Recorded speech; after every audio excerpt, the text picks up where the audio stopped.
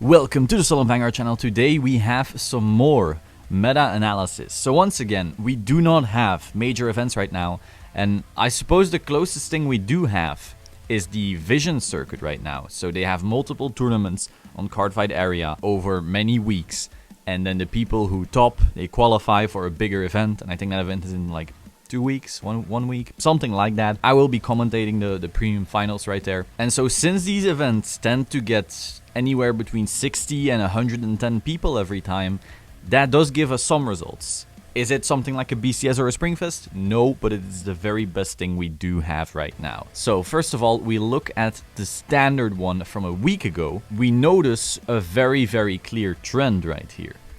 We have 3 Revon, we already knew Aqua Force and Narukami were the top dogs. And yes, in fact, we have 2 Vanquisher as well in that top 8. So that's already taking 5 spots, those 2 super known decks. And then we have a Lost Legend cheese deck, which actually won, mind blown, Chrono Fang, which we already said was, just a good deck, and then Mordred.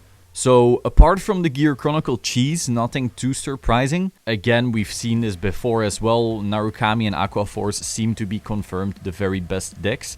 We also see the representation kind of helping that. Do see, however, that Gear Chronicle was played by 16 people compared to Aqua Force's 18. So it would seem that Aqua Force does have a better conversion rate than Gear Chronicle. On the other hand, we see 26 Narukamis being played and only 2 actually making top 8, so slightly worse conversion. However, do note, you can always have so many people taking a certain clan, it gets more likely that you have quite a few who don't really know what they're doing, and so that way maybe convert slightly less well, If 100% of the room played a certain deck, the conversion rate is going to be awful because there's only 8 spots to fill. Regardless, still we have this info, good to look at. After this, we will also check out the win rates per deck, but again, there's some flaws there, we'll get there. So then we have Premium from last week. Pretty interesting result right here. So notice those 2 NLKs, which isn't the biggest surprise to us. We have a Neo Nectar, which isn't surprising, but then everything else is, relatively weird. We have a Rivière deck, which, we were kind of expecting, but it hasn't been doing super insanely well either, compared to what people were thinking at first. People were saying, whoa, this is the new Ezel, blah, blah, blah, and it doesn't seem to be the case. But then we have 2 Melody decks. Now, this is interesting. We also have deck lists for this. Check this out. This deck was designed by Sean Coe, and then together with Dominic Juan, perfected, let's say.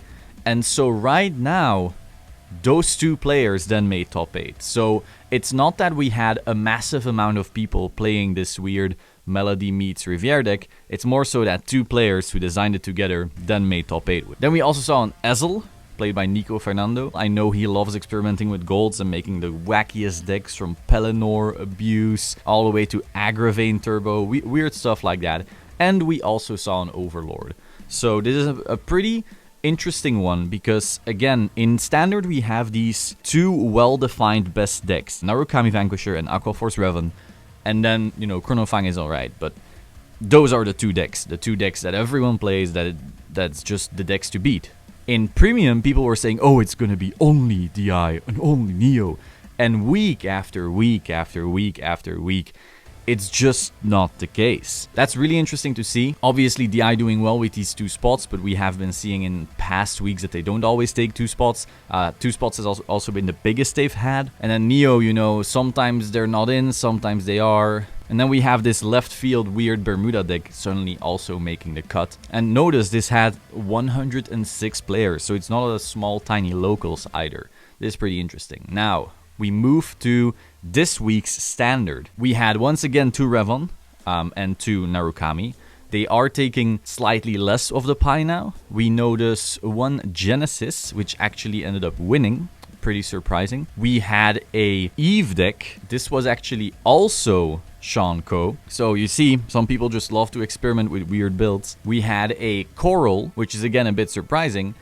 And then we had Nightmare Dolls. This is I would say the first standard result we've had so far where we had some, legitimate surprises. Half of the pie being surprising is a pretty diverse result. Of course, the rest of the pie is once again just the same old.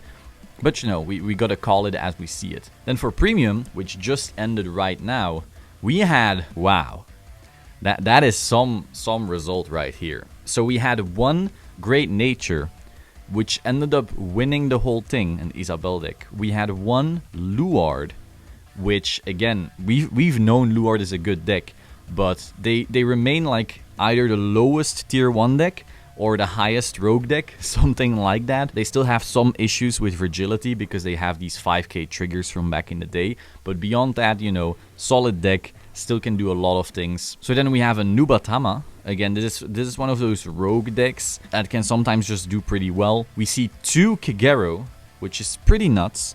We know Kagero is a viable competitive deck, but we don't often see it just taking 2 top 8 spots and then also getting second place. So once again, we see this Premium circle just being so many decks all trying their best and people figuring out real weird stuff. You know, when I started the series at the beginning of the season, I thought, okay, so over time, we will start seeing a solved meta where a few decks are better, you know, where we see DI and Neo taking the same kind of representation, in the tops at least, just like a Vanquisher and a Revenant standard. But instead, we got less and less of that. So I suppose the solved meta is actually just not those. This is really odd to me. Perhaps people were really overvaluing how strong certain things are. I don't know. Personally, I still feel in a solved way those should probably take up more spots, but I can't argue with this. You know, one can argue, oh, it's a CFA tournament, but again, we had 92 players and we have no other results, so this is it. And the standard results are completely what we all expected, okay, Narukami, Vanquisher, and some other stuff. And the premium results just aren't. End of story. So then we had a Riviere, once again, popping in. And then we had a Luard Geese. I'm just getting this info from Quinlan, from Vision. He owns Vision. This info is correct. And yet I don't believe it at all.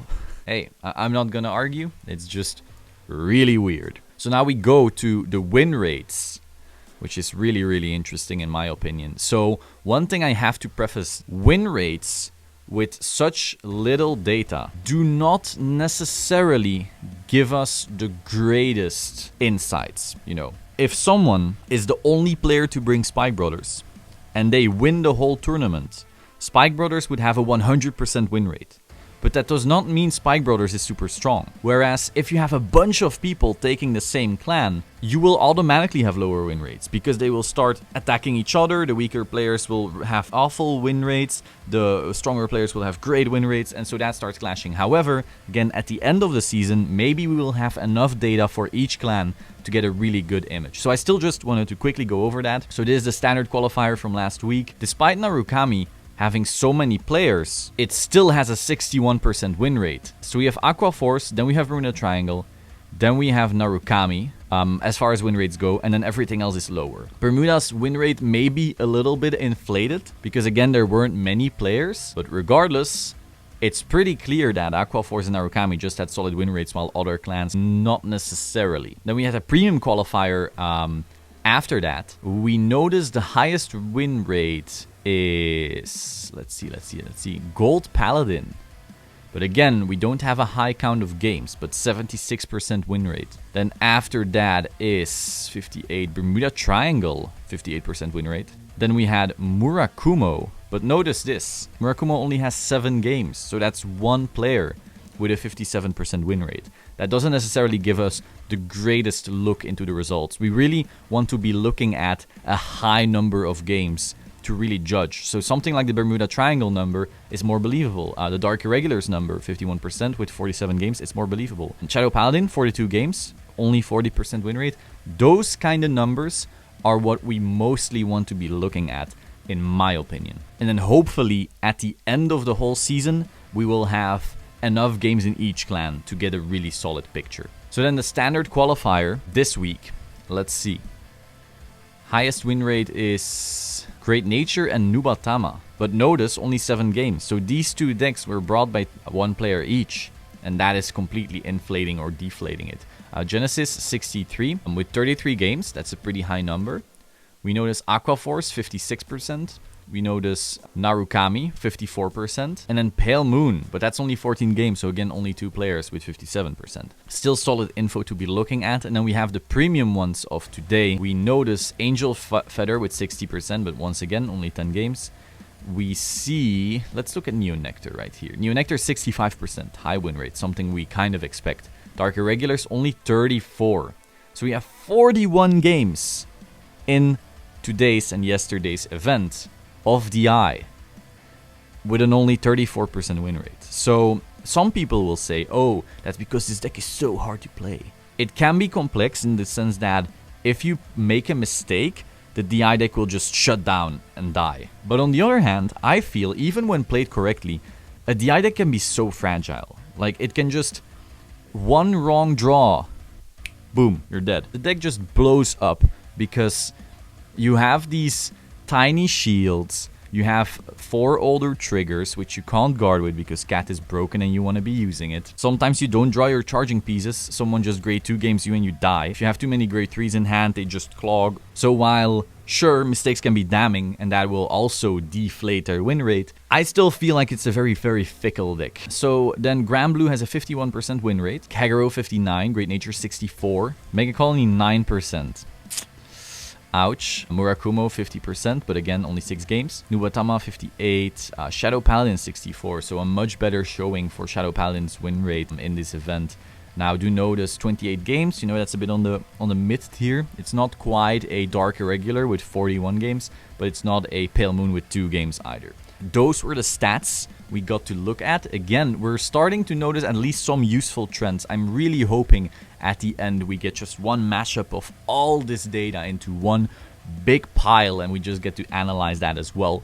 So far though, my conclusion is that standards just still solved as hell. Narukami Vanquisher, Aquaforce Revan, those 2 decks, kings. Then we have Chronofang, and maybe Genesis. You know, just the Astral Force is good, but it's not overbearing in any way. They're just doing somewhat well. And then Premium, literally just so much stuff is viable at once. Sure, some things are looking slightly better than others. Like we noticed the DIs coming up again and again, but also always like 1 in the top 8, max 2, sometimes even 0. Neonectar, 1 in the top 8 usually. Riviere, 1 in the top 8 usually. And then just so many other decks that we do see coming back. Stuff like Spike's GB8 is still strong, a Great Nature is strong, a Kagero is strong, a Luard is strong, but none of them overbearing in any way whatsoever. Again, this is vision data, it is not a BCS or Springfest, but it's all the data we have, and that's what the data is suggesting right now. So that's all for today. Hope you found this interesting. Be sure to subscribe to this channel, leave a like this video, smash it, smash like. I hate to be the YouTuber to say that, but algorithms, baby. Let me know your thoughts in the comments down below, and I will see you soon. Ciao.